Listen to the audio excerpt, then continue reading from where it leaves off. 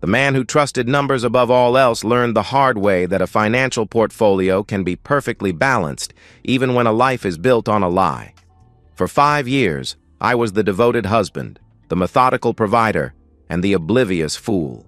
Tonight, a pulsing dot on my phone's GPS is leading me not to my wife's girls' night, but to the lavish rooftop bar of the Grand Meridian Hotel, where the perfect facade of my life is about to shatter. My name is Ethan Hayes. I'm 33 years old, and I'm about to tell you how my perfect life revealed itself to be a perfectly constructed lie. I'm a senior accountant, the kind who works from home, managing corporate tax portfolios for mid-sized businesses while wearing pajama bottoms and a dress shirt for video calls. I color-code my expense reports. I never miss a deadline. I pride myself on being methodical, disciplined, the guy clients trust with their financial secrets because I understand that numbers don't lie. People do. 5 years ago, I married Rachel. God, I can still remember the first time I saw her at our mutual friend's wedding. 25 years old, electric in a way that made everyone else in the room fade to gray. She was holding court by the bar, telling some story that had 3 guys hanging on every word. Her laugh cutting through the reception hall's music like champagne bubbles rising to the surface. When she caught me staring, she winked. Just like that. No hesitation, no games, just pure, unfiltered confidence. "You look like you need rescuing from a boring conversation," she said, sliding up next to me during the cocktail hour. "I wasn't having any conversation," I admitted. "Even worse," she laughed, handing me a drink I hadn't asked for. "I'm Rachel. You're going to dance with me later." And I did. All night. We were good for 2 years. Really good. She worked full-time at a digital marketing agency downtown, and we'd created this perfect rhythm in my modest starter home, the one I'd bought 3 years before meeting her, back when I thought success meant having a mortgage. She'd blast music while cooking weekend dinners, dancing around my kitchen with a wooden spoon as a microphone. We'd binge-watch crime documentaries, her head on my chest, solving murders before the second commercial break. We talked about kids, about upgrading to a bigger house, about growing old together. Then, in our 3rd year of marriage, everything shifted. "I can't do it anymore, Ethan," she sobbed one Thursday night, mascara streaking down her face. "My boss is toxic. The stress is killing me. I throw up every morning before work." I held her while she cried, feeling her whole body shake against mine. "Then quit," I suggested. "We'll figure it out."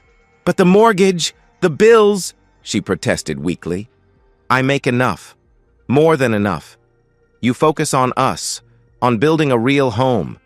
Take some time to figure out what you really want," I assured her. The relief in her eyes was immediate.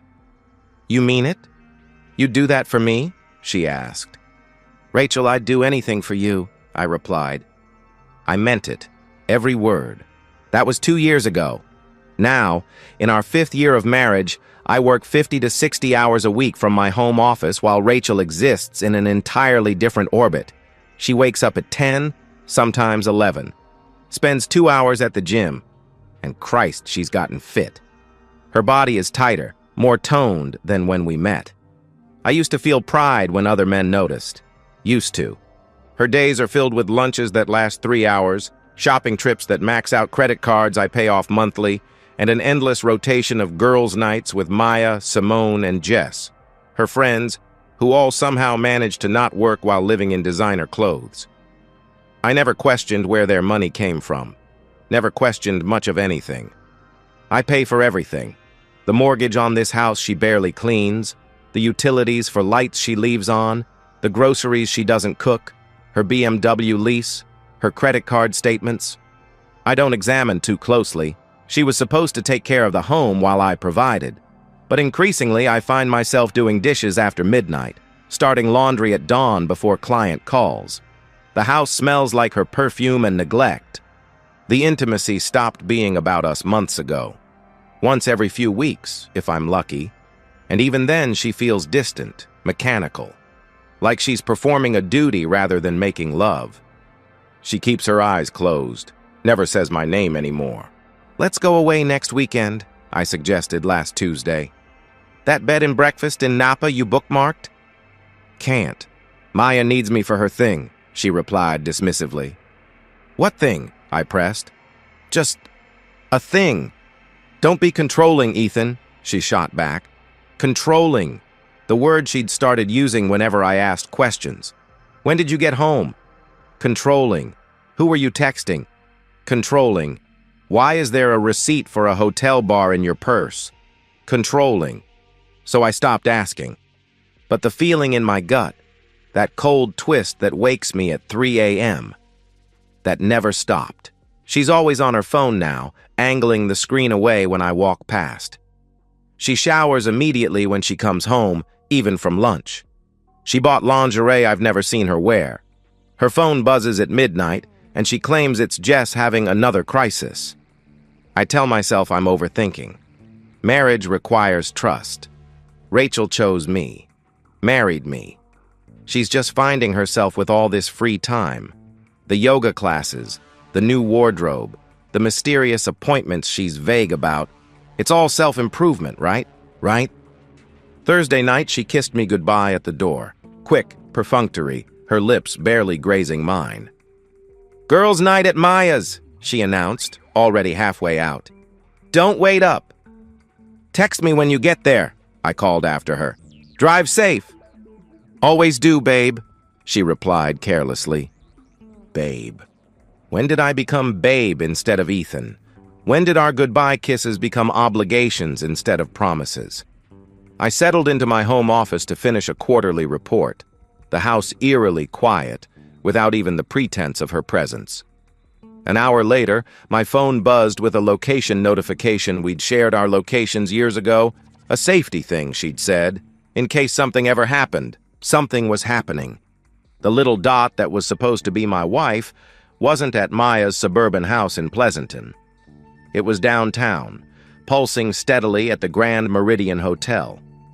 I stared at that dot for 5 minutes, watching it stay perfectly still. My hands started shaking. Why would she lie? What possible reason could she have for being at a hotel? The quarterly report sat unfinished on my screen, numbers blurring as my vision tunneled to that single damning dot on the map. I tried to rationalize it the entire drive downtown. Maya's birthday was next week. Maybe they'd decided to celebrate at the hotel's famous rooftop bar instead. Maybe Rachel forgot to mention the change of plans. Maybe her phone's GPS was glitching. Maybe. My hands gripped the steering wheel so tight my knuckles went white. 20 minutes through Thursday night traffic, every red light an eternity, every rational thought fighting against the sick certainty spreading through my chest. The Grand Meridian's glass tower reflected the city lights like accusations I wasn't ready to face. I parked 3 blocks away, didn't want her to spot my car if she happened to leave. The walk felt both endless and too quick, my footsteps echoing against concrete, matching my hammering heartbeat.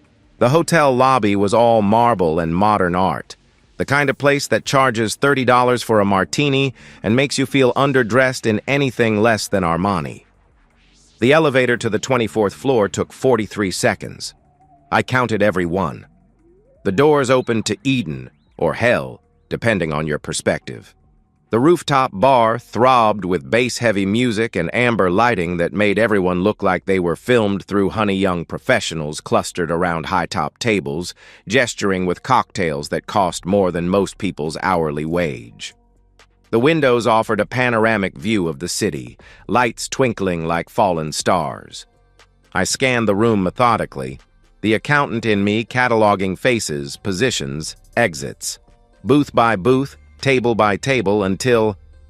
There, corner booth, pressed against floor-to-ceiling windows. Rachel was straddling someone's lap, her dress hiked up to mid-thigh, her body moving in a rhythm I recognized but hadn't felt directed at me in months. The man beneath her, tall, athletic, with that carefully styled hair that screamed money, had his hands on her waist, her neck, pulling her deeper into a kiss that looked like they were trying to devour each other. My vision went red, then white, then crystal clear. I pulled out my phone, some primitive instinct overriding the shock. The record button felt like a trigger under my thumb. I captured everything.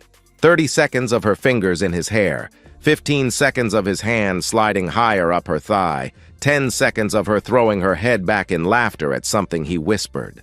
The kind of laugh she used to give me, back when I was enough. 1 minute? 2. They were so lost in each other they wouldn't have noticed if the building caught fire.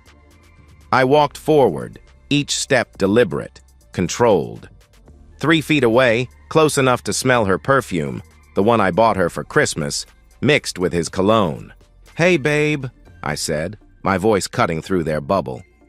2 words! That's all it took to shatter their world like I'd thrown a brick through the window. Rachel's head snapped up so fast, she might have given herself whiplash. The color drained from her face like someone pulled a plug, leaving her looking ghostly under the bar's amber lights. She scrambled off his lap, knocking over a martini glass in her panic. It shattered on the floor, gin pooling across the table like spilled secrets. "Ethan? What? Why are you here?" she stammered, her voice high with panic. The man looked irritated, confused, like I was interrupting something important. "Who the hell is this?" he demanded. I kept my voice deadly calm. "I'm her husband." You could have heard a pin drop in the sudden bubble of silence around us, even with the music still pounding. The man's jaw literally dropped, a cliché I'd never seen in real life until that moment. He looked at Rachel, then back at me, his face cycling through confusion, understanding, and panic. "You're married?" he shouted at her. "You told me you were divorced." I held up my phone, turned the screen toward them. The video played on repeat, their passionate embrace in perfect HD clarity. "Got everything on camera, Derek," I announced. I'd seen the name on her phone earlier that week, a text preview that popped up during dinner. "Can't wait to see you Thursday, Derek." She'd grabbed her phone so fast she knocked over her wine. Derek Lawson, I could tell from his reaction he was someone who mattered, someone with a reputation to protect, stood up, hands raised like I was pointing a gun at him instead of a phone. "Look, man, I had no idea," he started explaining frantically. "She said she was single. I swear I wouldn't—" I didn't let him finish. My fist connected with his jaw with 5 years of suppressed suspicions behind it. He stumbled backward, crashed into the booth, his expensive suit suddenly not providing much protection. I hit him again. Ribs, stomach, the soft spots that would hurt for weeks. He tried to block, but I was running on pure adrenaline and betrayal, a combination that made me feel invincible. He collapsed to the floor, curled up, groaning. Designer shoes scuffed, silk tie askew. Mr. Perfect reduced to a whimpering mess on sticky bar carpet. The entire rooftop had stopped to watch. Phones out, recording, some people actually cheering. I'd become their Thursday night entertainment, the cuckold husband getting his revenge in real time. Someone would definitely post this online within the hour. Rachel was screaming, "Stop! Please stop! Ethan, you're going to kill him!" she wailed. I turned to her, my knuckles bleeding, breathing hard. She was crying, black mascara creating rivers down her cheeks, reaching for me with hands that had just been all over another man. "Don't," I commanded, the single word sharp enough to cut. She froze. "Don't come home. Pack your stuff and leave." I walked out through the crowd that parted like the Red Sea, past the stunned bartenders, past the security guard who was just now realizing something had happened, into the elevator, down to the lobby, out into the cool night air that felt like the first clean breath I'd taken in months. In my car, hands still shaking, I forwarded the video to David Brennan, a divorce attorney I'd once worked with on a client's estate planning, ruthless, thorough, and expensive. Worth every penny. Subject line, emergency, need you tomorrow morning. I didn't go home. Couldn't face our bed, our kitchen, our life that was now just evidence of my stupidity. I checked into a Marriott across town, lay on sterile white sheets, and stared at the ceiling while my phone exploded with calls and texts from Rachel. 17 missed calls, 6 voicemails I deleted without listening, text after text. Please let me explain. It's not what you think. I love you. Ethan, please. I'm sorry.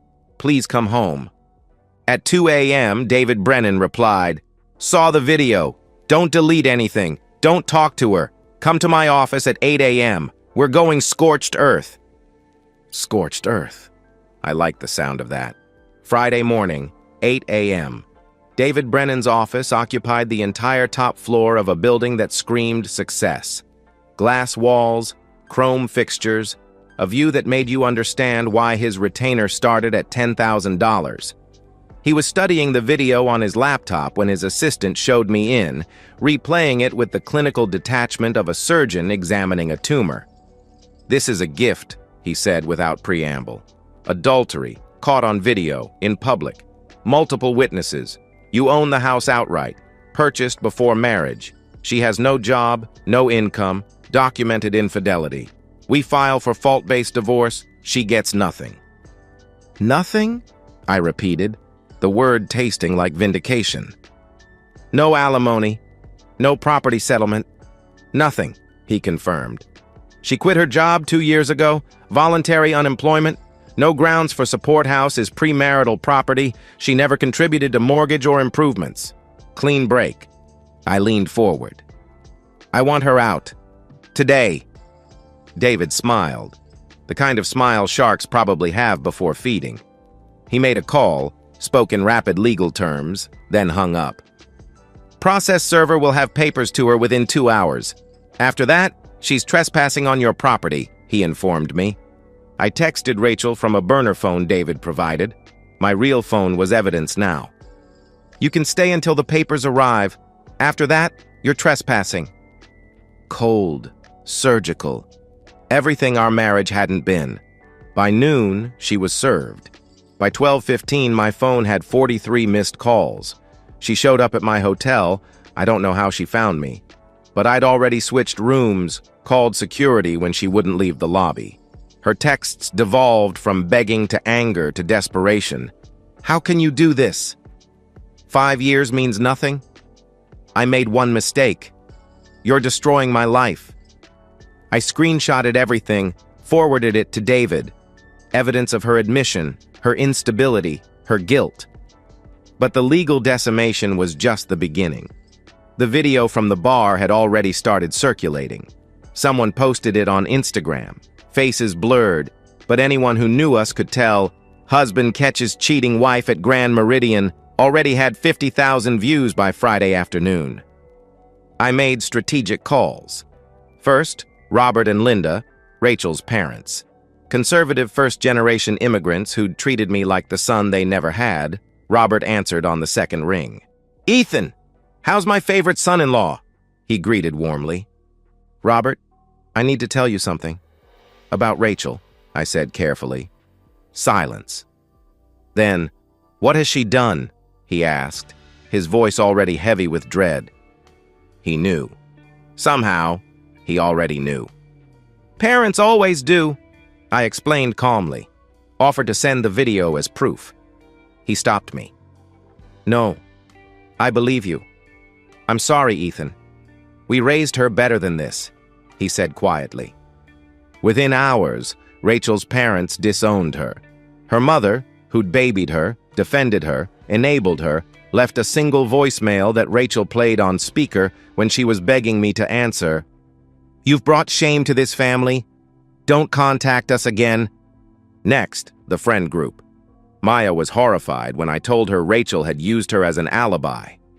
"She was supposed to be at my house?" Maya exclaimed. "Ethan, I haven't seen her in 2 weeks." The group chat exploded. Simone and Jess had suspected something. Rachel had been distant, secretive, always on her phone during their lunches. When they saw the video, they cut her off completely. Blocked her number, removed her from group chats, unfriended her on everything. Derek Lawson fared no better. The video reached his workplace. Someone recognized him and forwarded it to HR. Turns out Derek was a pharmaceutical sales director with a history of inappropriate relationships. This public scandal gave them grounds for termination. His $180,000 salary gone. His reputation in the industry destroyed. His LinkedIn updated to seeking opportunities within a week. Rachel was living in an extended stay motel, paying with credit cards I'd canceled. She had no savings. Why would she, when I covered everything? No job references after 2 years of unemployment, no support system. Her carefully curated Instagram life collapsed to nothing. The divorce proceeded with brutal efficiency. Rachel got a public defender who tried arguing for temporary support, but David demolished every argument with evidence and documentation. The judge, a woman who'd clearly seen too many cheating spouse cases, reviewed the video once and ruled in my favor on every point. "Mrs. Hayes," the judge addressed Rachel, looking over her glasses at Rachel, who sat hunched in a borrowed suit. "You voluntarily left employment, contributed nothing to the household financially, committed documented adultery, and now expect support from the man you betrayed?" Petition denied. 60 days after that night at the rooftop bar, David called with the news. "It's done. Final decree signed. She got nothing. No property, no alimony, no shared debt. You're free," he announced. I hung up and stood in my home office. My home, my office. Looking out at the yard I'd need to start maintaining myself. The house felt too quiet, too big, too full of ghosts. But it was mine. Every square foot purchased with my discipline, my work, my trust that had been weaponized against me. That evening, I drove past her motel. Her BMW was gone. Repossessed, probably. The parking lot was full of cars held together with duct tape and hope, people who'd hit bottom and were trying to climb back up, or just trying to survive another day. I wondered if she was in there, staring at walls that weren't hers, wearing clothes from discount stores instead of Nordstrom, eating ramen instead of sushi. Then I drove home, parked in my garage, and closed the door on that chapter forever. 3 months after the divorce was finalized, 5 months since that night at the rooftop bar, I'd gutted the house of memories like cleaning out an infection. New furniture, new paint, new art that didn't remind me of weekend antiquing trips where she'd charm sellers into discounts. I started working out again, my body remembering what it felt like to move without the weight of suspicion, reconnected with friends who said they'd noticed something was off but didn't want to interfere. Landed 2 high-profile clients who appreciated my attention to detail, my reliability, my inability to lie even about numbers. I was building something new from the ashes she'd created. Then, on a gray Saturday afternoon in November, my doorbell rang. I opened the door, and there she was, a ghost of the woman I'd married. She'd lost weight, the kind that comes from stress, not gym sessions. Her hair hung limp, unstyled. She wore Walmart clothes that didn't fit right, the kind you buy when you need something clean more than something flattering. Her eyes were hollowed out, red-rimmed, ancient. "What do you want?" I asked, my voice flat, emotionless. I'd practiced this moment 100 times in my head. In some versions, I slammed the door. In others, I laughed. In reality, I felt nothing. "Can I come in?" she pleaded. "Please, just for a minute. I need to talk to you." I could have refused, should have. But some perverse curiosity made me step aside. I let her into the foyer, no further. She didn't deserve to see what I'd built without her. She looked around at the changes visible from the entrance, her face crumpling. "You've changed everything," she observed, her voice breaking. "Fresh start," I replied simply. "Ethan, She took a shaky breath. "I wanted to tell you I'm sorry. I know it doesn't mean anything now, but I need you to know I'm sorry for what I did, for how I treated you, for everything." "For cheating on me?" I cut in, my voice turning sharp, surgical. "For lying about where you were going? For letting me pay for your entire life while you met another man?" She flinched like I'd slapped her. Tears spilled down her cheeks, not the pretty tears she used to deploy during arguments, but ugly, desperate ones. "I know," she sobbed. "I was selfish. I was stupid. I took you for granted. I thought I could have everything. The security you gave me and the excitement with Derek, I convinced myself I deserved it. That you wouldn't find out. That somehow it would all work out. That you could get away with it. I finished for her. Yes, she admitted, her voice breaking completely. And I'm paying for it. I've lost everything, Ethan. My parents won't speak to me. They told the rest of the family I'm dead to them. My friends want nothing to do with me. I'm working retail at a discount store for $14 an hour. I live in a studio apartment that smells like the last 10 tenants cooking. I can barely afford groceries. Derek blamed me for ruining his career, said I should have told him I was married. I studied her. This stranger wearing my ex-wife's face. Waited for something. Sympathy, satisfaction, anger.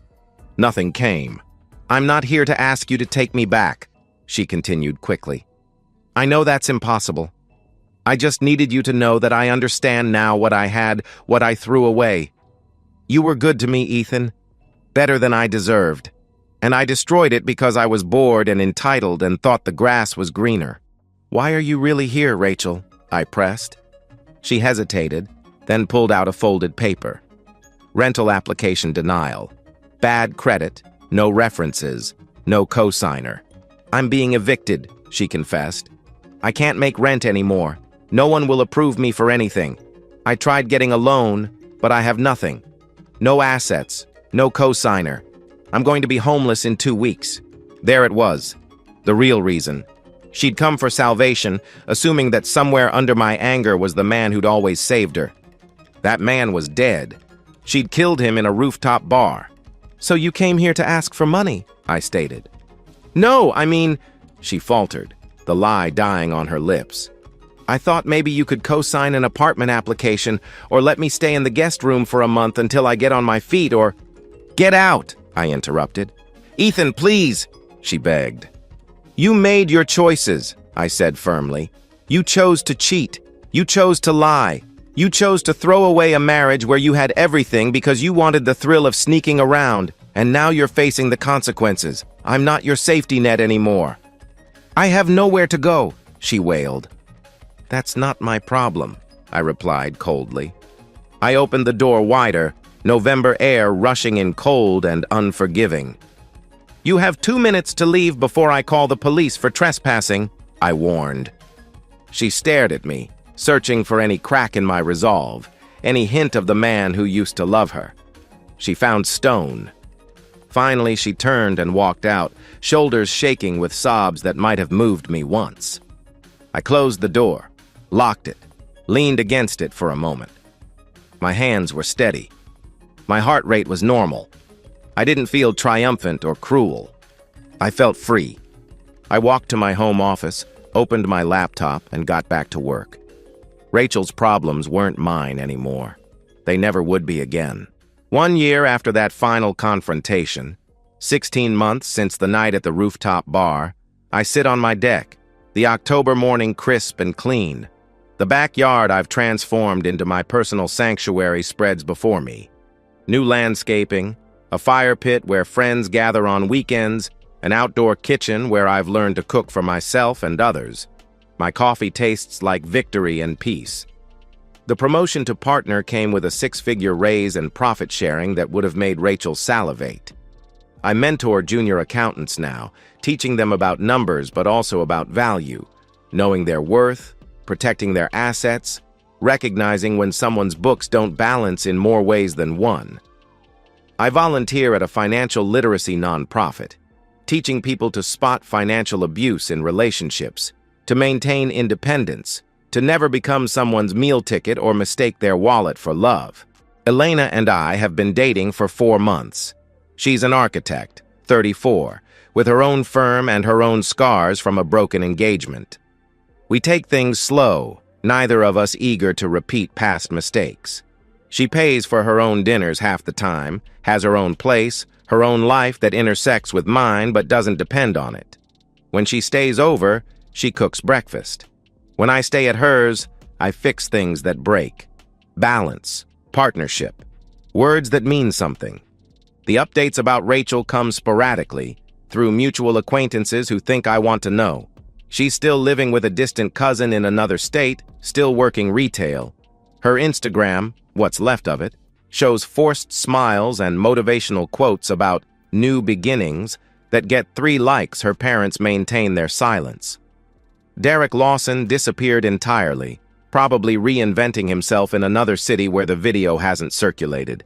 I don't feel vindicated when I hear these things. I don't feel anything. She's become what she always was. Someone else's problem, her own problem, a cautionary tale I occasionally share when someone needs to hear it. The house is mine. Every mortgage payment, every improvement, every memory I choose to keep or discard.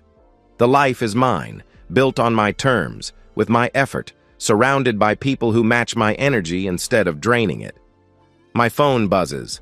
Elena, texting about dinner plans. I smile. A real smile, not the performance I'd perfected during my marriage. Tonight we're trying that new Italian place downtown. She'll drive herself. Meet me there. We'll split the check or she'll insist on paying because I got it last time. We'll go home to our separate places unless one of us suggests otherwise. No obligations. No lies. No pretense. Just 2 people choosing each other, one honest day at a time. I close my laptop, head inside to shower before my morning run. In the mirror, I see a man I recognize again.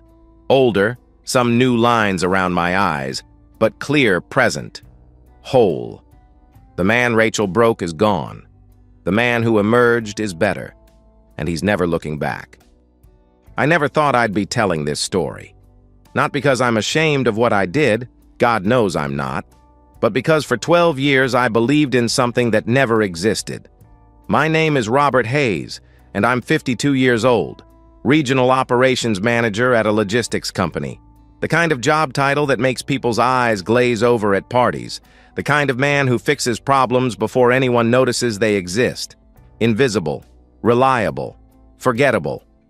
My first marriage taught me about betrayal. Caught my ex-wife in our bed with her personal trainer. How's that for a cliché? The divorce left me gutted, financially and emotionally. 7 years of solitude followed. 7 years of frozen dinners and empty weekends, convincing myself I preferred it that way. Then Linda happened. We met at a company barbecue 12 years ago. She wore a yellow sundress that caught the light when she laughed. Her daughter Sophie stood beside her, 12 years old, all knees and elbows and nervous energy. Linda's story came out over warm beer and potato salad. Single mother, ex-husband.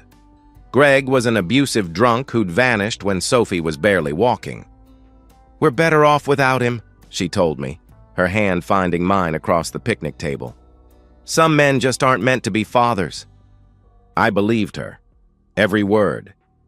Sophie called me Dad without anyone asking her to. Just started one morning over breakfast, 6 months after Linda and I got married. "Dad, can you drive me to soccer practice?" she asked casually. The word hit me like lightning. I'd never had children of my own. Suddenly I had a daughter. I became everything Greg never was. Private school tuition, $28,000 a year. Orthodontics, $6,000. College at State University, $32,000 annually. Her first car, a sensible Honda Civic.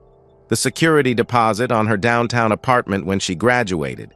Every boyfriend who broke her heart. Every promotion at her marketing job. Every milestone. I was there. Linda stopped working after we married. "Someone needs to manage the home," she'd say, though Sophie was already a teenager who barely needed supervision. I never questioned it. This was my family, my redemption. Sophie got engaged last spring to James. Good kid, steady job as an accountant, the kind of eyes that actually look at you when he shakes your hand. When he asked for my blessing, I gave it without hesitation. When Sophie called to tell me he'd proposed, she was crying so hard I could barely understand her. "Thanks, Dad," she managed between sobs. "For everything. For being everything." Those words. God. Those words meant everything. The wedding planning started immediately. Sophie had Pinterest boards dating back to high school, garden ceremony, evening reception, string lights and white roses, the Whitmore estate, an hour outside the city. "It's perfect, Dad," she said, scrolling through photos on her phone. "But it's so expensive." "Nothing's too much for you, sweetheart," I replied. I meant it. Signed every contract, wrote every check.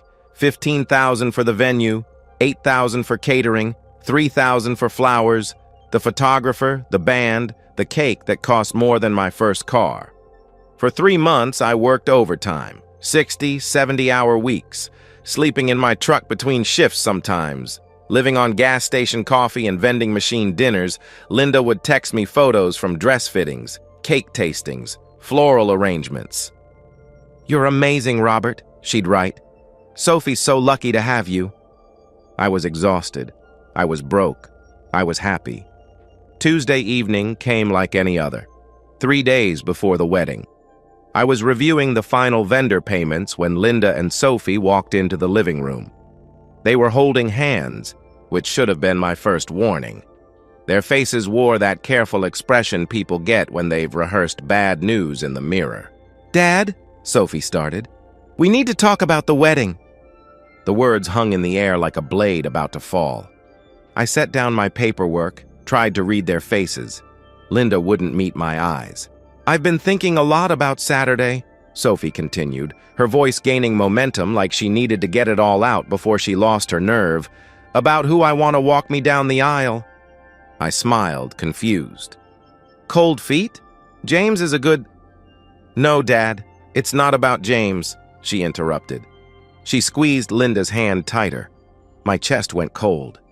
I didn't know it then, sitting in that living room I'd paid for, looking at the two people I'd built my entire world around. But the next 60 seconds would erase 12 years. Everything I thought I knew, everything I thought I was to them, was about to crumble into dust. And honestly, looking back now from where I sit, free and clear and 3,000 miles away, they did me a favor. "I want my biological father to walk me down the aisle." The words didn't register at first. They bounced off my brain like rain on glass, refusing to penetrate. I stared at Sophie's face, waiting for the punchline to a joke that wasn't coming. "What?" I asked. Sophie shifted on the couch, her engagement ring catching the lamplight. The ring I'd helped James pick out, the one I'd loaned him half the money for because he was just starting his career. "Dad, She stopped, started again. "Greg reached out to me a few months ago, through Facebook." Greg. The name was poison in my mouth.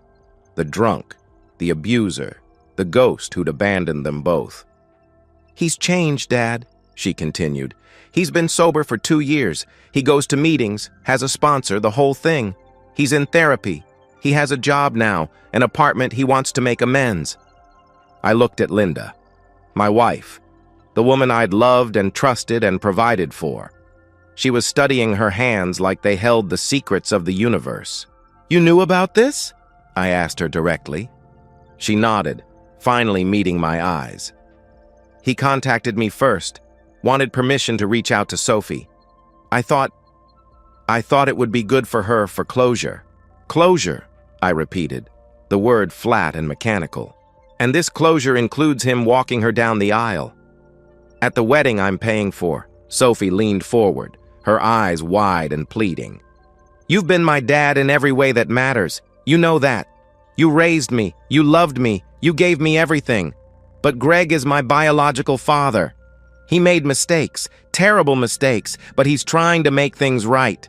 I want to give him this chance." "This chance," I echoed. "After 12 years. After he left you both with nothing. After I—" "This isn't about money, Dad," Sophie cut in, her voice taking on an edge of irritation, like I was being unreasonable. "This is about healing, about forgiveness." "Forgiveness," I said. "And where do I stand? During this healing ceremony I'm financing?" Linda reached for my hand. I pulled it away. "You'll still be there," she said softly.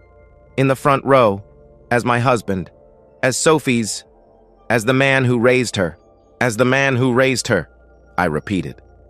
Not her father. The man who raised her. Like I was hired help whose contract was expiring. Sophie was crying now, those manipulative tears that had worked on me for 12 years. "Please, Dad. Please understand. This doesn't change anything between us." But it did. It changed everything.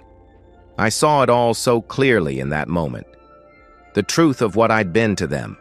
Not a father, not a husband, a wallet, a provider, a placeholder. Someone to pay the bills and fix the problems and work himself into the ground while they waited for the real father to get his act together. 12 years of private school while Greg was getting drunk. 12 years of birthday parties while Greg was in rehab. 12 years of love and sacrifice while Greg was finding himself. And now, with 3 days before the wedding I'd killed myself to pay for, they wanted me to step aside, to sit in the congregation and watch another man, the man who'd abandoned them, take the honor I'd earned. Something inside me broke, not dramatically, not violently. It simply stopped, like a watch that suddenly quits ticking. The love, the obligation, the need to provide and protect, gone, just like that. But my face stayed calm. 20 years in logistics teaches you to never show your hand when negotiations go south. "If that's what you want," I said evenly. Sophie's face lit up like Christmas morning. "Really? You're okay with it?" "Sure," I lied, smooth as silk. "Whatever makes you happy, sweetheart." She flew across the room, threw her arms around me. "Oh, Dad, thank you. Thank you for understanding. I knew you would. You always understand." Linda kissed my cheek, relief flooding her features. "You're such a good man, Robert. So generous. Greg will be so grateful." Greg will be grateful. For the wedding I paid for, the daughter I raised, the life I built while he was destroying his. They left 20 minutes later, chattering about dress alterations, about where Greg would stand during photos, about how emotional it would be when he saw Sophie in her wedding gown. They didn't notice I wasn't listening. They didn't notice my silence wasn't acceptance, it was calculation. I sat alone in the house for exactly 10 minutes after their car pulled away, staring at the wall, at the family photos I'd paid to have professionally taken, framed, hung with care, Sophie's graduation. Our family vacation to Disney World. Linda and Sophie laughing at my surprise 50th birthday party. All lies. Every smile, every "I love you, Dad," every Father's Day card, all of it performed for the man funding their lives while they waited for the real thing to return. I stood up, grabbed my keys, told myself I was going for a drive to clear my head. That's what a good, understanding man would do. Take a drive. Cool off. Come back ready to smile and support and pay for everything like always. Linda didn't question it when I left. Why would she? Robert always comes back. Robert always understands. Robert always bends. Not this time. I drove straight to my attorney's office. Margaret Sinclair had handled my contracts for 15 years.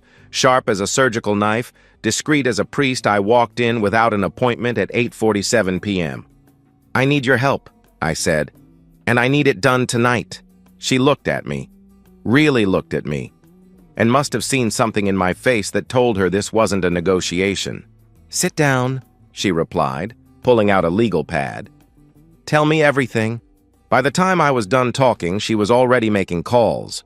By the time I left her office at 2 a.m., the architecture of my revenge was already under construction. They thought I went for a drive to clear my head. I did. But I wasn't clearing it of anger. I was clearing it of them. Margaret's office became my command center. While she worked the legal angles, I handled the practical destruction. The coffee was cold, the fluorescent lights harsh, but I'd never felt more awake in my life. "Start with the wedding," Margaret advised, sliding her laptop toward me. "You're the only name on every contract?" "Every single one," I confirmed. "Then legally you can cancel everything. They can sue for damages after, but by then?" She smiled, sharp and knowing. "By then, it won't matter." I pulled out my phone.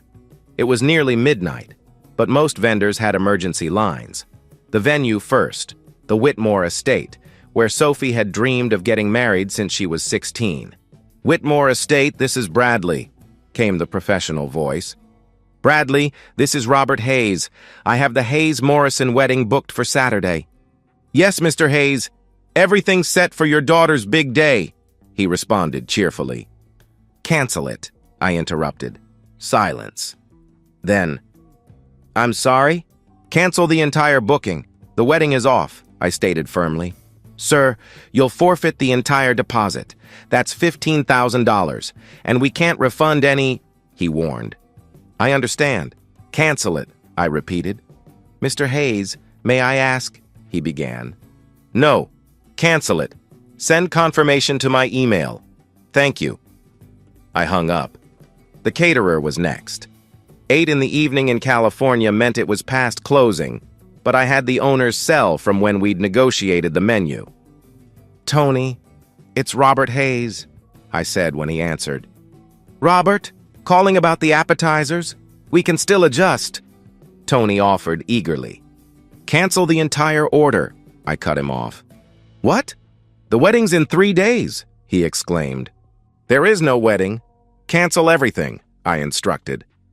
"Robert, you're looking at a complete loss here. 8 grand. Gone," Tony warned. "Fine," I replied. "You can't be serious," he protested. "Send me written confirmation that it's canceled, tonight." I ended the call. The photographer, the florist, the band, the cake that cost $3,000 and had taken 4 consultations to design, the vintage Rolls-Royce that was supposed to drive Sophie and Greg, away from the reception. Every single thing I'd paid for, I systematically destroyed with a phone call. Some vendors argued, some pleaded. The cake decorator actually cried. Apparently, she'd been working on it for a week. I felt nothing. Each cancellation was another bar removed from my cage. By 1 a.m., the wedding was gone. Erased. Like it had never existed. "Phase 2, Margaret announced, pulling up banking sites. "Finances." This was trickier, but not impossible. The joint accounts were in both our names, but I was the primary. I could withdraw everything without Linda's signature. The credit cards were all under my account. Linda and Sophie were just authorized users. I moved methodically through each account, checking $47,000 transferred to my personal account. Savings, $73,000 moved. The emergency fund, $30,000 investment account, $120,000. Every penny I'd earned and saved over 12 years, pulled back to safety in 17 transactions. Then the credit cards. Linda's Visa, canceled. Her MasterCard, canceled. The American Express she used for shopping, canceled. Sophie's card for emergencies that somehow got used at Starbucks daily, canceled. "Now the house," Margaret said. This was the masterstroke. The house was mine. Purchased before I married Linda, never added her to the deed despite her hints over the years. "We're married," she'd say. "What's yours is mine." But I'd always found excuses to delay the paperwork. Some instinct, maybe. Some small voice that warned me to keep one thing that was truly mine. "I want it on the market tomorrow," I told Margaret. "Price it to sell fast." "Robert, that's your home," she started. "It's a house. One I no longer want to live in," I corrected. She studied me for a long moment. "You're really doing this. They made their choice. I'm making mine," I answered. By 3 a.m., I was back at the house, packing. I moved like a ghost through rooms where Linda and Sophie slept, unaware that their lives were already destroyed. I took only what mattered. Clothes, documents, the watch my father left me, photos of my parents. Everything else was contaminated by the lie I'd been living. I loaded my truck in the dark. 3 trips, quiet as a thief, though I was stealing nothing that wasn't already mine. The last load included my golf clubs. The ones Sophie had bought me for Father's Day 3 years ago. I almost left them, then decided I'd earned them. Paid for them myself, really, since my money had funded her gift-giving.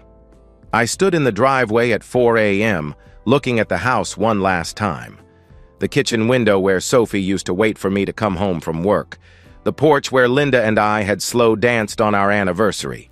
The garage where I'd taught Sophie to drive. All of it poison now. All of it lies. I got in my truck and drove west. No destination in mind, just away.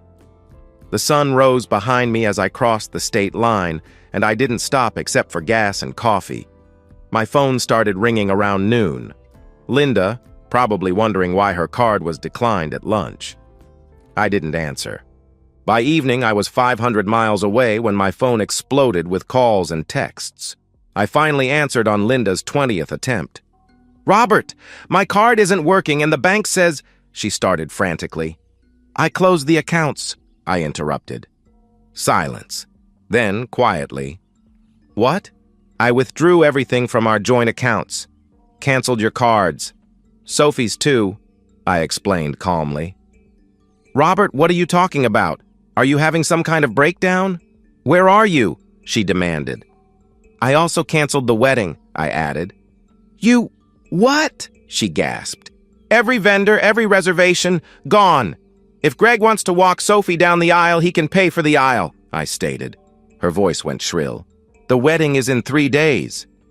"Then Greg better get busy," I replied. "Robert, you can't do this. What about Sophie? This will destroy her," she screamed. "She made her choice. She chose the man who abandoned her over the one who raised her. Actions have consequences," I explained. "This is insane! You're destroying everything over your wounded pride?" she accused. "No! I'm done paying for a family that was never mine," I corrected.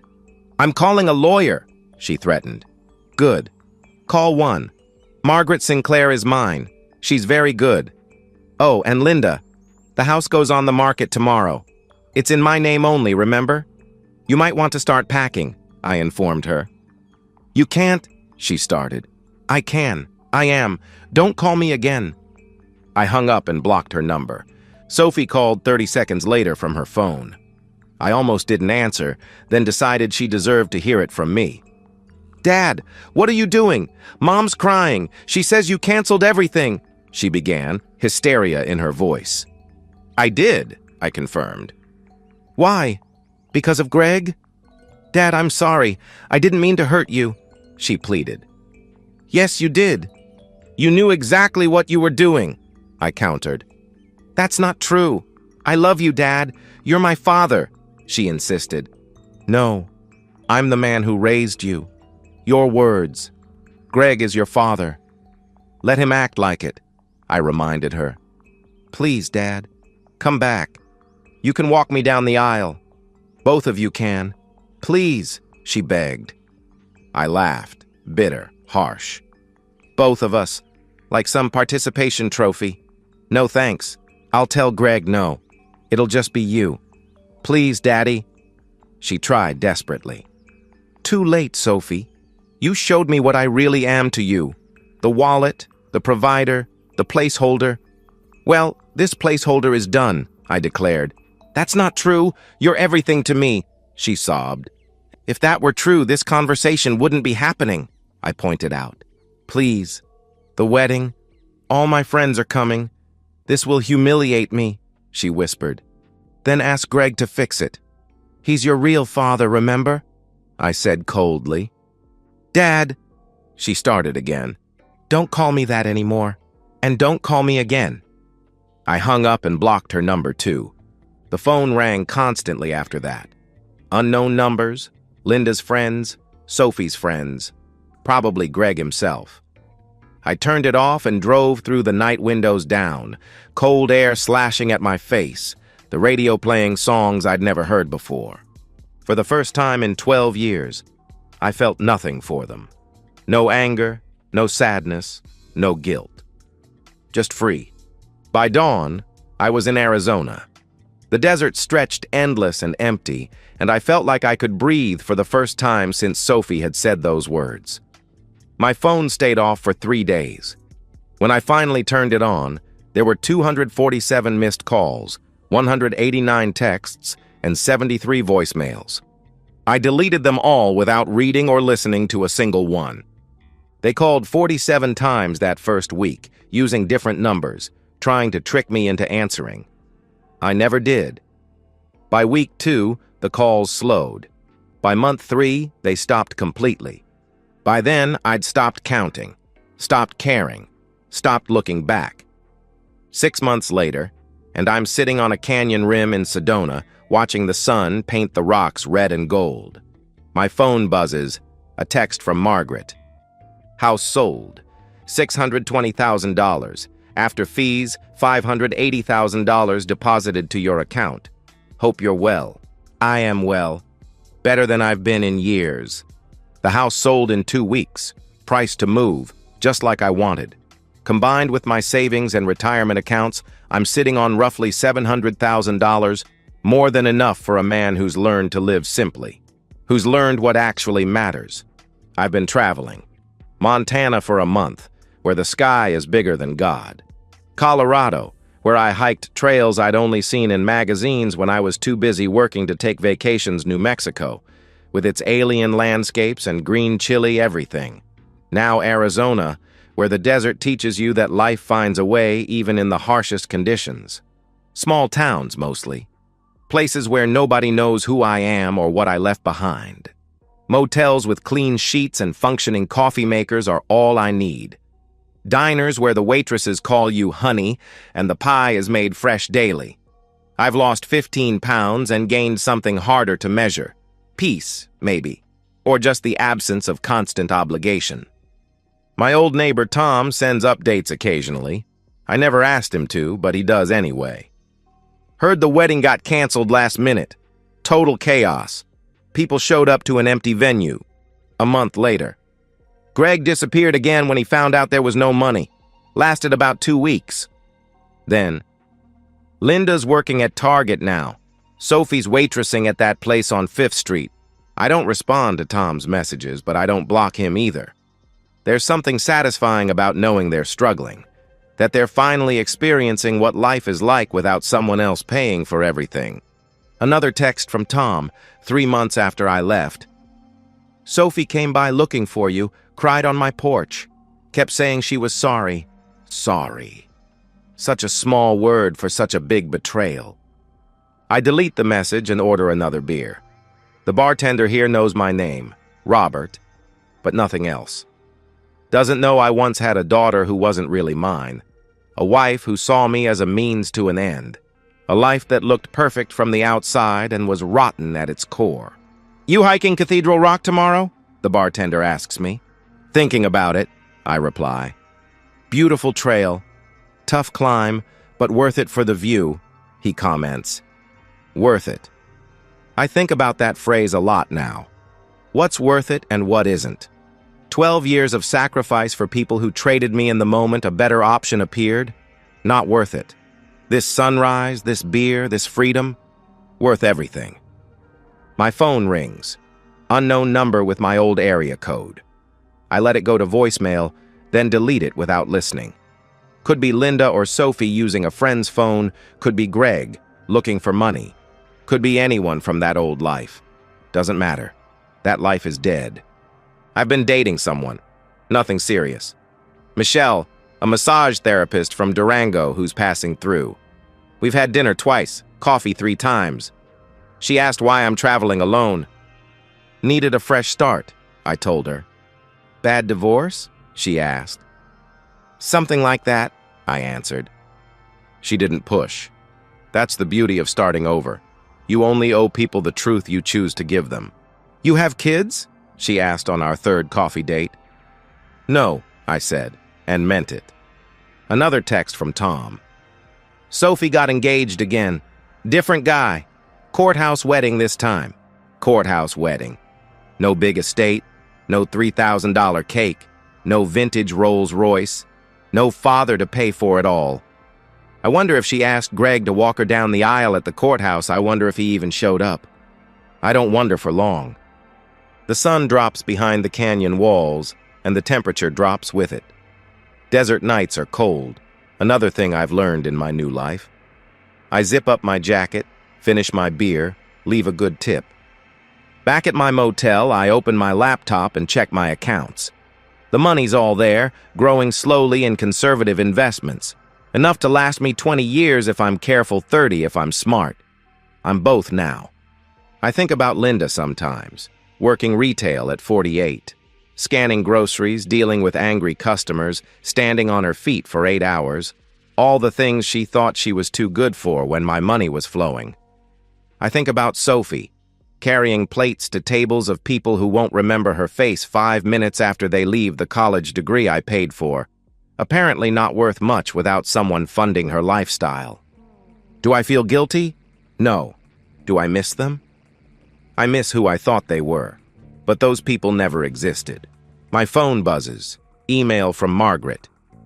Hope you're enjoying your travels. Thought you should know. Linda tried to contest the house sale. Judge threw it out. She also tried to claim alimony. Denied. Abandonment clause in your prenup held up. Prenup. Thank God for Margaret's insistence 12 years ago. Linda had pouted about it. Don't you trust me? But I'd held firm. The one smart thing I did in that whole relationship. I close the laptop, turn off the lights, listen to the coyotes calling in the distance. Tomorrow I'll hike Cathedral Rock. Next week, maybe the Grand Canyon next month, Utah or Nevada or California. The point is, I get to choose. Every day, every decision, every dollar spent. My choice. I think about what Sophie said in one of her voicemails I deleted. You're going to die alone, maybe. But I'd rather die alone and free than live surrounded by people who see me as nothing more than a bank account with a heartbeat. I close my eyes and sleep comes easy. No stress, no worry about bills or tuition or wedding costs. Just sleep, deep and dreamless and earned. 1 year now. I'm in Taos, New Mexico, in a coffee shop that makes the best green chili breakfast burrito I've ever had.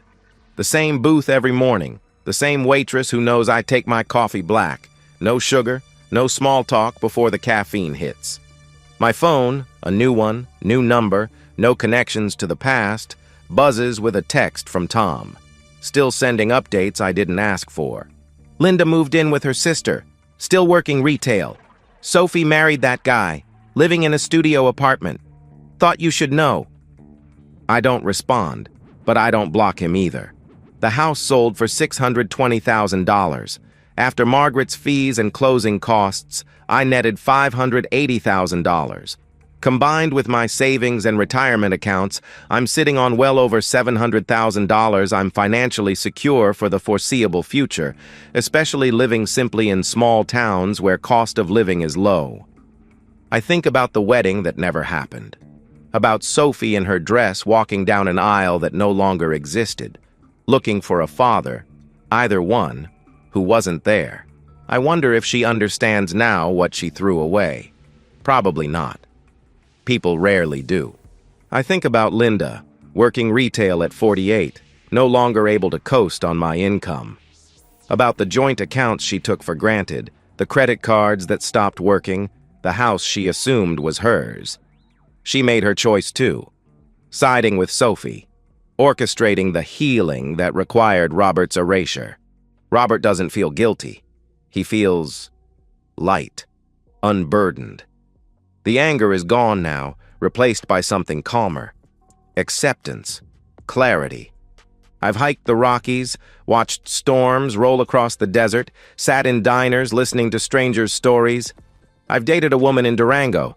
Nothing serious, just coffee and conversation and honesty. She asked once why I moved west. Needed a fresh start, I said. She didn't push. That's the thing about starting over. You only owe people the truth you want to give. His phone buzzes. Tom again. Sophie got engaged. Different guy. Courthouse wedding. Thought you'd want to know. I don't respond, but I think, good for her. Hope this one doesn't need a father figure who pays for everything. I finish my coffee, tip well, walk out into the New Mexico sun. The mountains rise blue and distant. The air smells like juniper and freedom. I'm 53 years old. I've got years ahead of me, and they're mine now. Not Linda's, not Sophie's, mine. If you're reading this and you see yourself in my story, if you're the one who provides, who sacrifices, who bends until you break, hear me, walk away. The world's a big place. It's waiting for you. Don't let people use you. Don't let them take your love for granted. And when they show you who they really are, when they look you in the eye and tell you you're replaceable, believe them. Then leave. I don't regret the 12 years. I regret staying 12 minutes after Sophie asked for Greg. But I learned. I chose myself. And I've never looked back. To freedom. To second chances. To the life you build when you finally put yourself first. I close my laptop, pack my bag, and head for the road. Next stop, Santa Fe. After that, who knows? The point is, it's my choice now. And that's all that matters.